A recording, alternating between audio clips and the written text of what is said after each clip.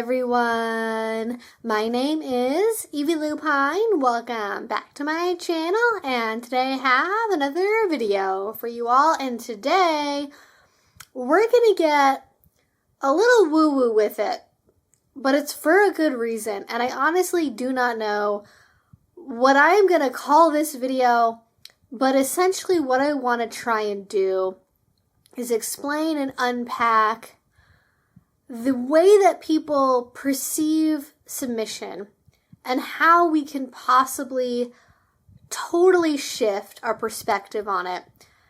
At least how I maybe have shifted my perspective on it, and how that can really change the way that we talk about submission and the way that people understand it, because I think this could be a really beneficial thing. So there's a lot of dialogue happening in the broader world on my channel where we're revisiting topics like submissives have all the power, because there's this conversation happening with modern rad femmes and kinky folk in various places online where the rad femmes are like, submission is recreating patriarchy, it's inherently violence against women.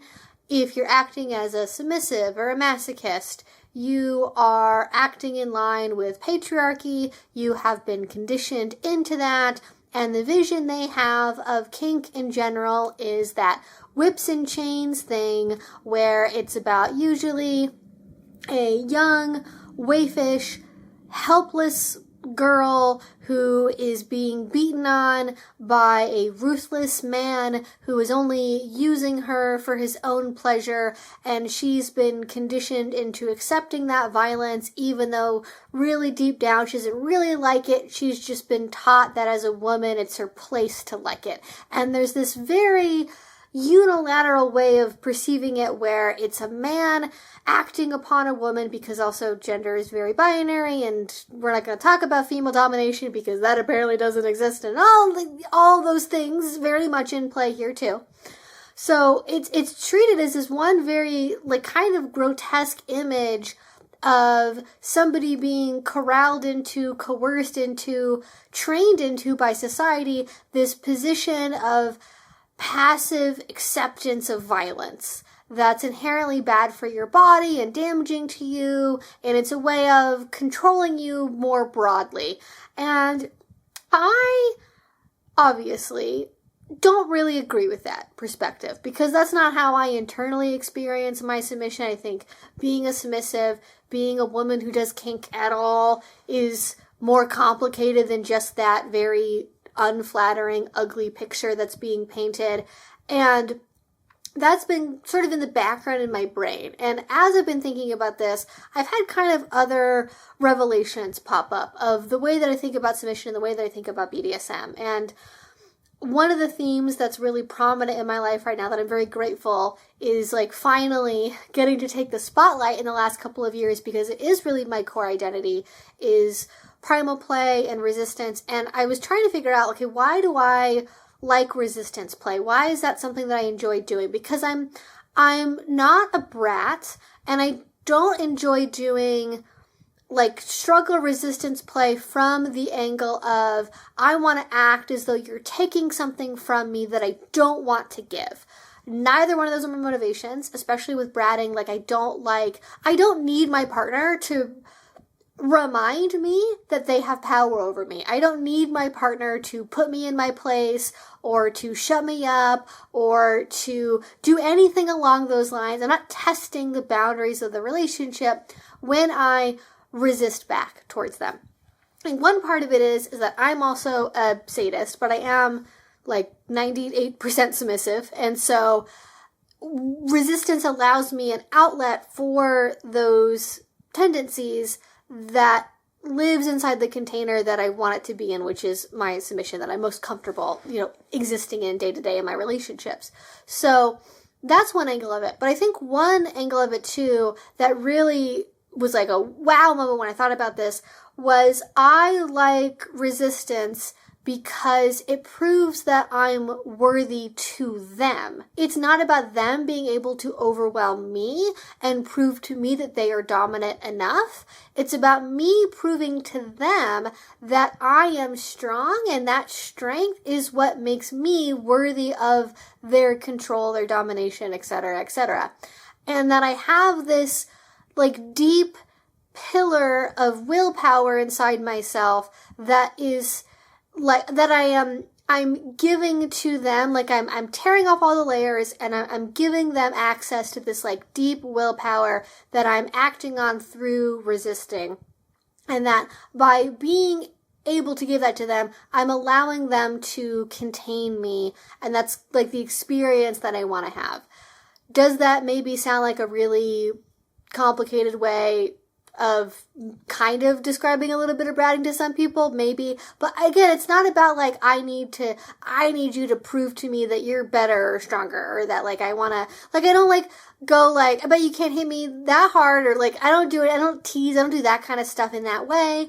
It's about proving myself to my partner and then giving them a permission structure to access this like deeper part of who I am, and showing them that that I'm not this passive object, right? Like that's really what it's about, is like, at least in my play relationships, the way that I do things, I don't get anything out of, my partners don't really get anything out of, like just having a passive blank object to enact their will on.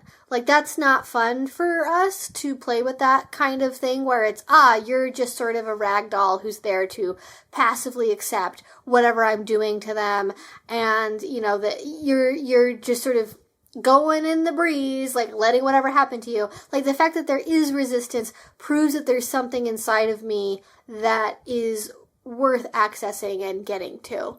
And that like I have value and internal strength, and that's something that they're attracted to and that they want to possess through their actions. So that ultimately kind of led me into thinking about submission and kink more broadly outside of just resistance play, because that's like one representation of a broader theme, which is not wanting to be a passive object that is merely being enacted upon.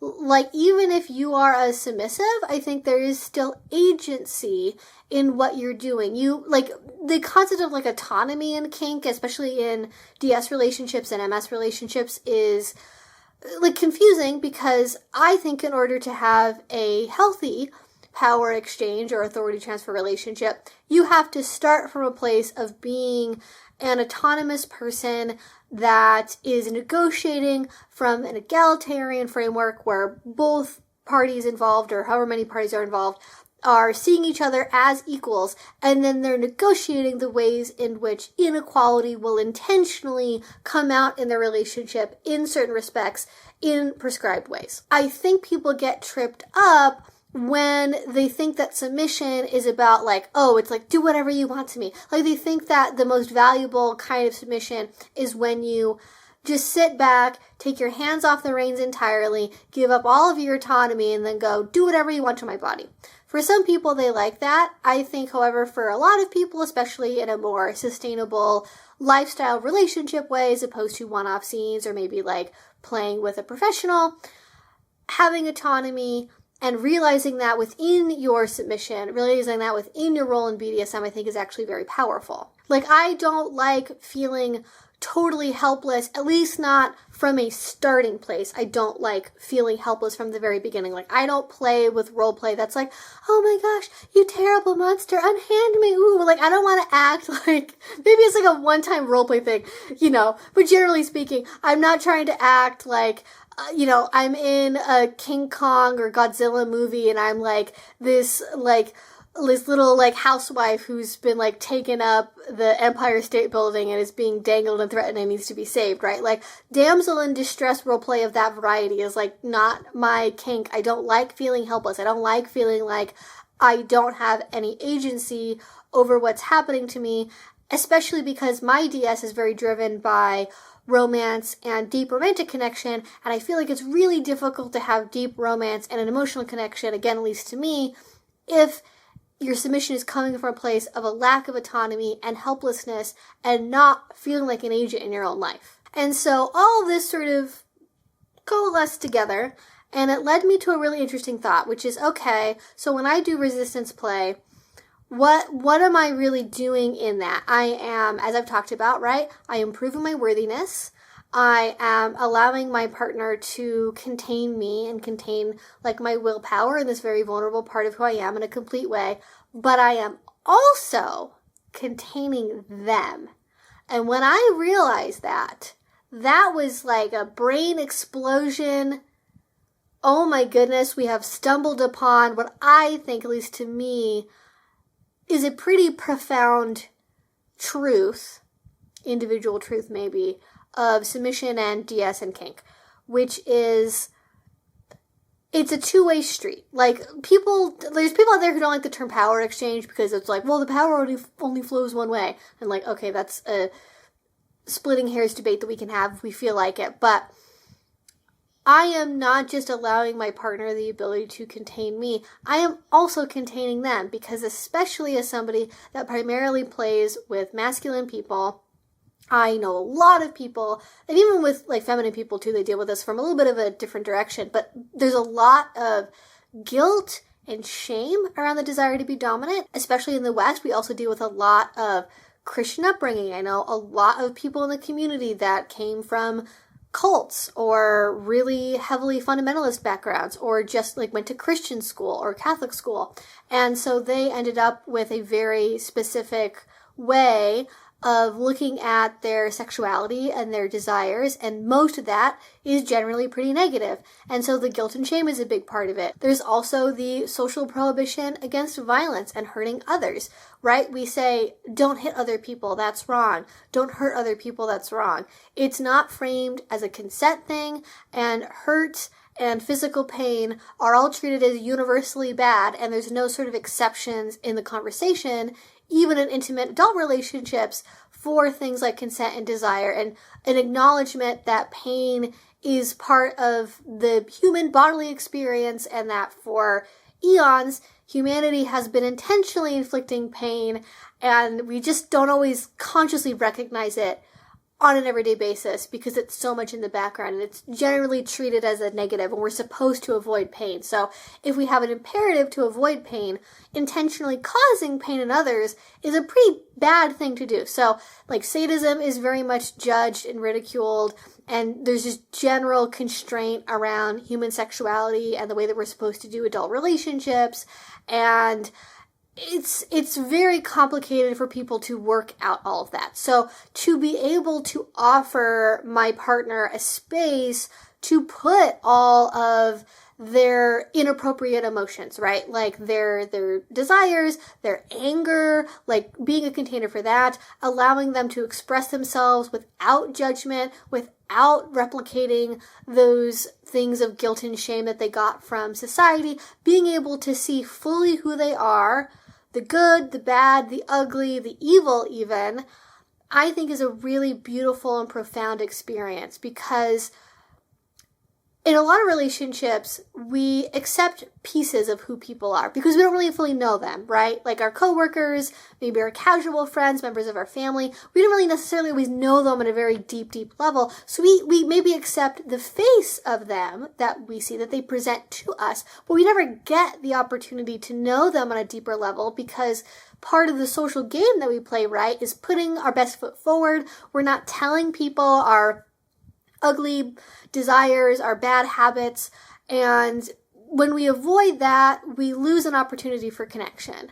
And that lack of vulnerability is what oftentimes causes those relationships to stay in a more shallow place. So by getting to act as this container for all of my partner's personality traits, their inappropriate things that they don't want to share with other people, even if not verbally asking for those things, just physically being able to receive them in a gentle and caring way, and saying, sort of by my willingness to accept that, I respect you, I care about you, I don't think less of you, you are not a bad person to me because of what you're doing to me, and I can just take all that in and I get to be this container for all these different parts of who you are.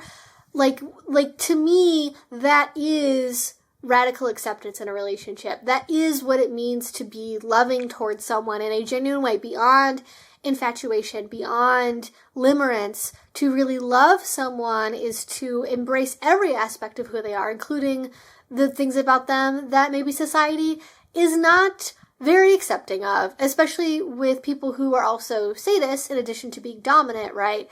Again, that idea of like causing pain to other people is a really big hurdle. And like, it's usually easier to self-accept if you are submissive or you're bottom, because being the victim is inherently a more sympathetic role. And so people will, even if they maybe don't necessarily like what you're doing, they will kind of go like, oh, pat, pat, poor you, you've been socially conditioned. Whereas if you are the person causing pain, you are the villain. You will be rejected by society. People like literally think that you are bad and wrong for your desires, even if it is inside of the relationship, even if it is inside the context of doing it in a purely consensual way for your partner's pleasure, for your mutual pleasure. That's not good enough for people. You are still bad, and something is wrong with you for desiring that. So getting to hold all of that and getting to essentially be the way that I've thought about it is being the ocean. Like, I want to be this like infinite heat sink for my partner where they get to be everything that they are towards me. And not only do I gently accept this about them, but I am not damaged by it. I am not greatly changed by it in any sort of negative way. I can take all that in without any loss to myself.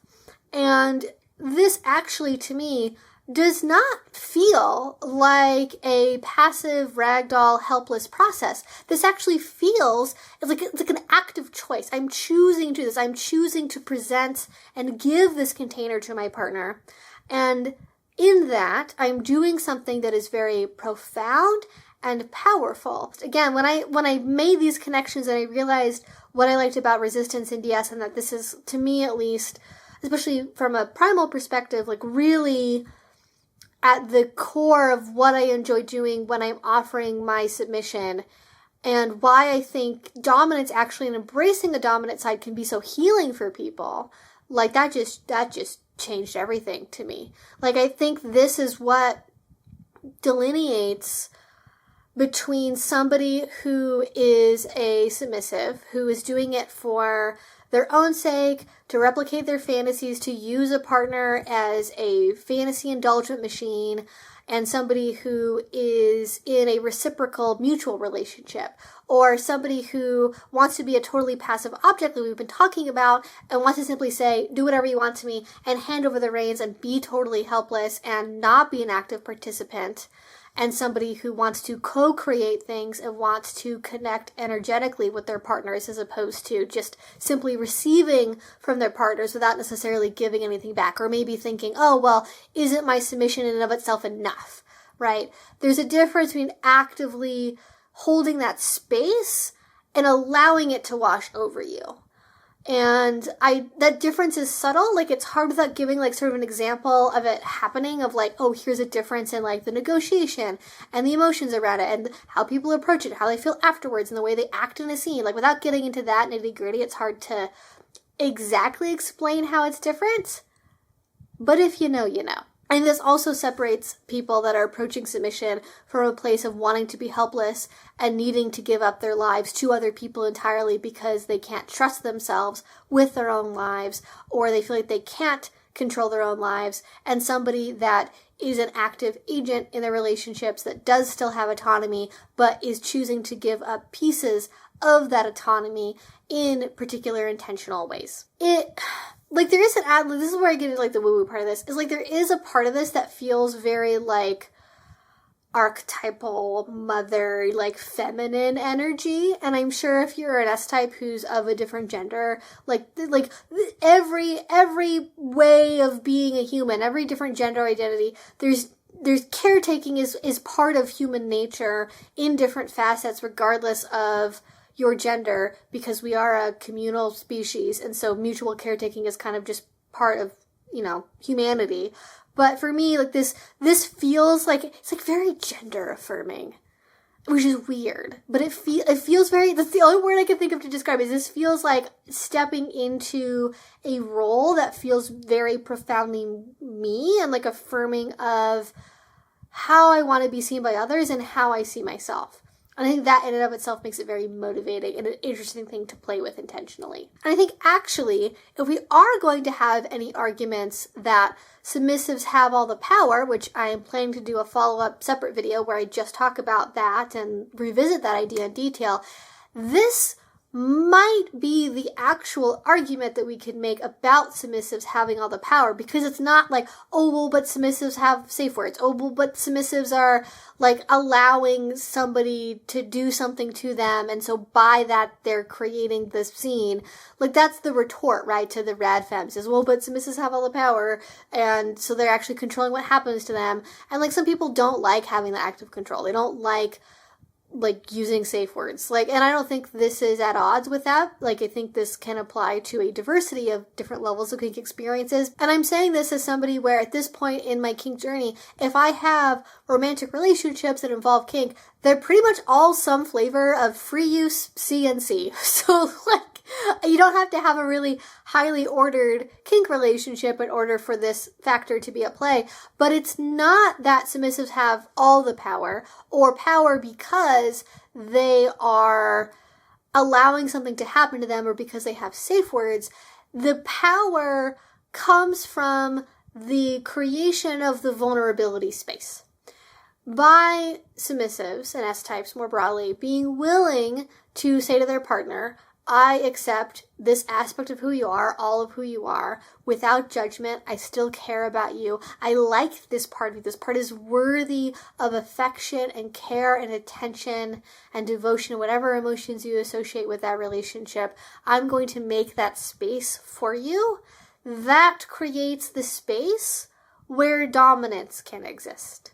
That is, if you make, listen, you can have a beautiful waterfall. It's gushing water.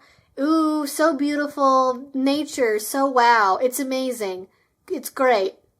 We love nature. You can have a beautiful waterfall. But if you don't have a bucket to put the water in, it doesn't matter how much water is coming out of the waterfall.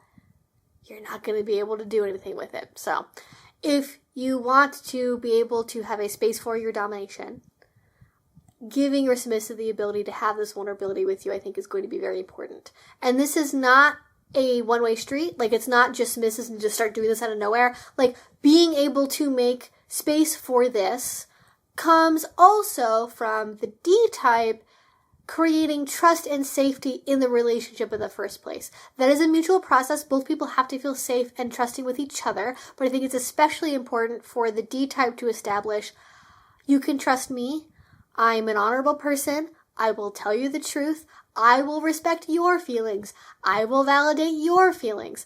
And if you don't have that dynamic, if you don't feel like you can trust your partner, if you feel like they don't really respect you as a person, why would you then sit back and say, I'm going to take in all of you as you are exactly without any kind of judgment? That's not going to happen.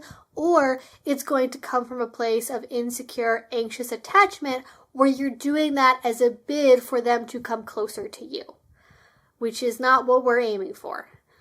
That is not sustainable. That's a bid for somebody to connect in the relationship as opposed to being a reflection of the stability of the relationship and the connection that is already there. And so by making this room, that is what allows your DS relationship, I think, to go from merely just being bedroom playtime or fun rules and punishments or some kind of day-to-day life structure with, water intake and vitamins into something that becomes deeper than a vanilla relationship might be for you. Or even in a vanilla relationship, doing the corollary of this in a vanilla dynamic would also open up a new level of depth, like what I was talking about with like friendships and family and stuff, where if you're just only staying on the surface level, if you're not practicing that radical acceptance of who they are as people, you're not going to have a deeper relationship, or at least not a long-term deep relationship.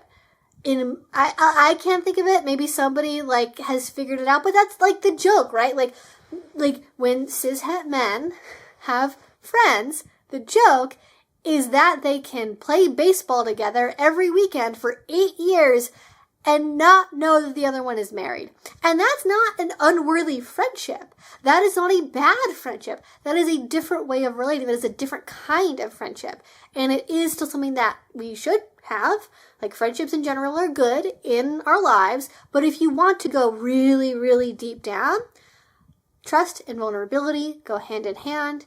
And radically accepting your partner is going to be part of that process on both sides of the equation. And we don't always expect that the S-type will radically accept the dominant for who they are. And I have seen that play out in relationships where there is clearly a mismatch between S-type and D-type.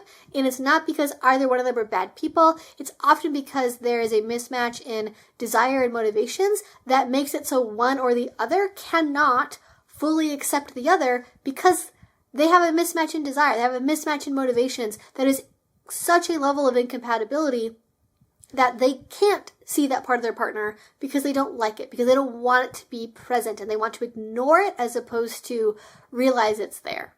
And then that is what often causes some relationships, at least, to eventually erode over time. But what is really wild about this is, and what motivated me to make this video, is I've just been having these like wild thoughts. Okay, like, as my partners can attest, I have been ranting at them in the car about this.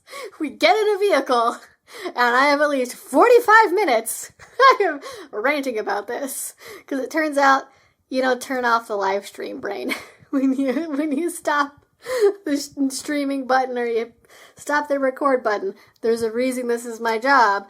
So I've been noodling on this for probably since like June, I would say. But I've been more active on FetLife, so I've seen more conversations on there than I have in the last like couple of years. And I saw like one person who asked a similar question about this. I don't quite remember what it was. And then another person had also brought up another conversation they had had that, of all things, came from an article about the infamous rad femme Andrea Dworkin? I think it's Andrea Dworkin. I feel like I'm saying the Andrea part wrong. I don't know, but it's Dworkin.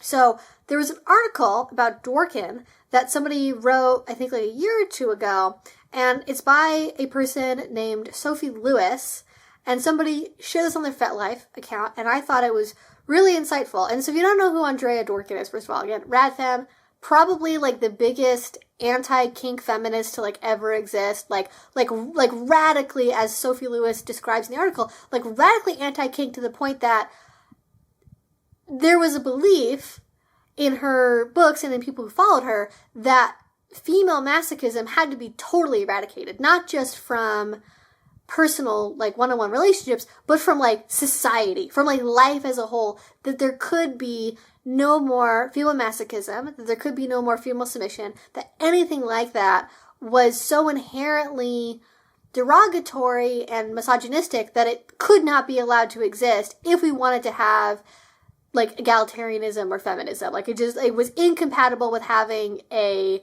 society that women, like, would be treated as equals in. So they believed they had, like, a real political imperative as feminists to get rid of what they called SM, right? But, like, masochism and BDSM, kink, whatever label you want to choose to use, that it had to be, like, totally erased. And not only did that mean that they believed that there couldn't be any kind of kink, they also believed that there couldn't really be, like, acts of penetration involving women. Like, they were, like, they have these really, like, lurid descriptions of both penetration by, like, biological anatomy as well as, like, fake objects. Like, anything that was penetrative was seen as replicating misogynistic things in society, and it was, like, violence against women to, like, do those kinds of things.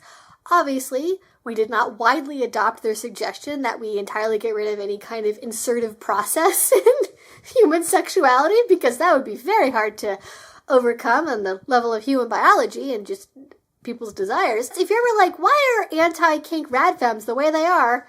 That's why. I could go into it, and I probably will in a coming video because it's fascinating. In that article, as part of discussing her legacy and radical feminism, she says, and I quote, "In 2016, translating a text by the German feminist Binnie Adamczyk, I discovered," and I don't know how to pronounce this, so I'm very sorry, "circlusion, a term used to denote the antonym of penetration, i.e. the same process defined from the opposite standpoint.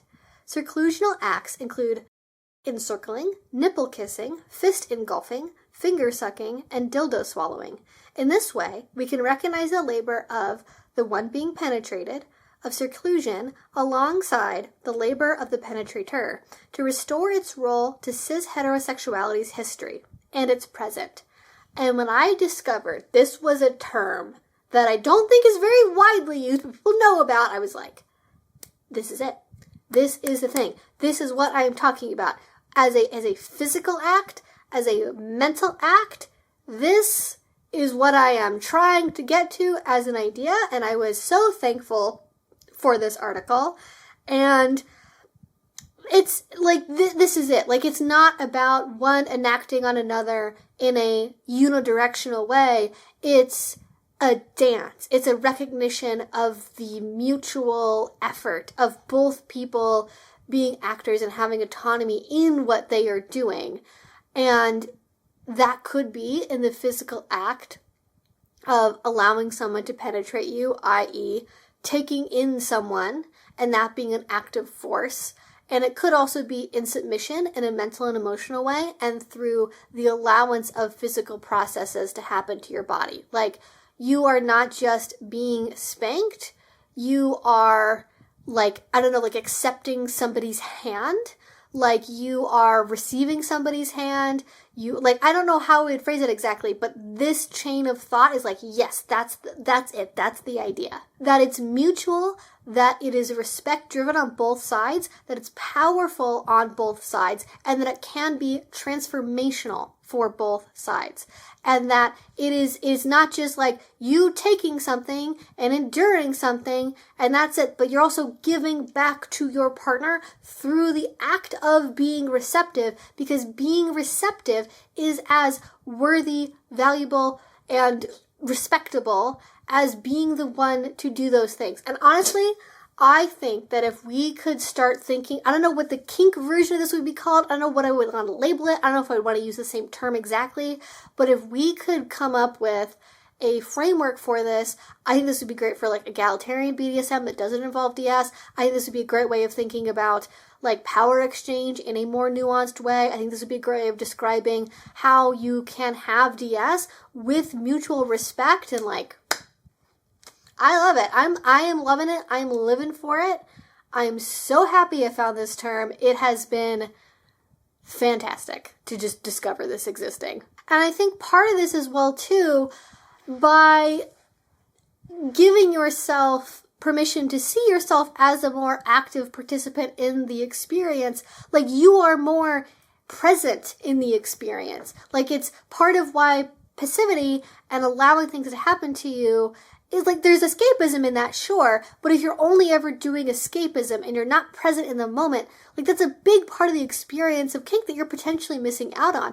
And when you are present in the moment, when you are with your partner, alongside your partner, acting together with them, you don't maybe have as much of a tendency to do the like dom disillusionment thing, or to put them on a pedestal, or to create a facsimile of them in your head, or to make a false version of them in your head where you're not really looking at them as a real person. Like, to be present with them in the moment, in this process, you are more likely to see who they really are, because you kind of have to be able to do this. And you're more likely to see them as whole, complete people and to respect their humanity. And I think that is just like a fundamentally good thing to do on any side of the slash, power exchange or not, encouraging players to see each other as equal participants, not just on a basic egalitarian level, but on a psychological human level of, I understand that like your motivations are complicated, your desires are complicated, and that we're working together to make this experience happen. I don't know. Am I crazy that I think this is like such a profound thing to think about? Like, I've never heard anyone talk about it this way, except for like 2 FetLife comments and then me rambling in the car about it. I have read like basically every book that there is about kink and DS at this point, and if anyone has ever described this anywhere, like, please let me know, because I want to read more about this. I think this is so, like, this could like change the game for so many people. This could make a really big positive difference in how like pickup play happens, how DS relationships are thought about and negotiated. Like, I don't know, y'all. Let me know what you think about this one in a comment down below, because I hope people watch this, because I don't know what I'm going to title it, and I'm afraid it's not going to seem very interesting, but I think this is very interesting. And if you like these kinds of like psychological rambly things, that's what happens on my Patreon. So if you want to check that out, please do. If you didn't know this already, please do subscribe, because I make videos twice a week about all sorts of different kink and BDSM related topics. I would really love it if you would go over and support my Patreon, because especially in an age of increasing censorship, you never know what's going to happen on YouTube. Knock on wood, you just don't know where things are going to end up, so that is a good way to support my channel. Again, let me know your thoughts and feelings in a comment down below. This is just such an interesting topic to me. But anyways, I'm going to stop rambling, leave it there. Thank you all so much for listening. Thank you all so much if you support me over on Patreon. It means the absolute world to me. Stay safe. I'll talk to you all again very soon. Bye!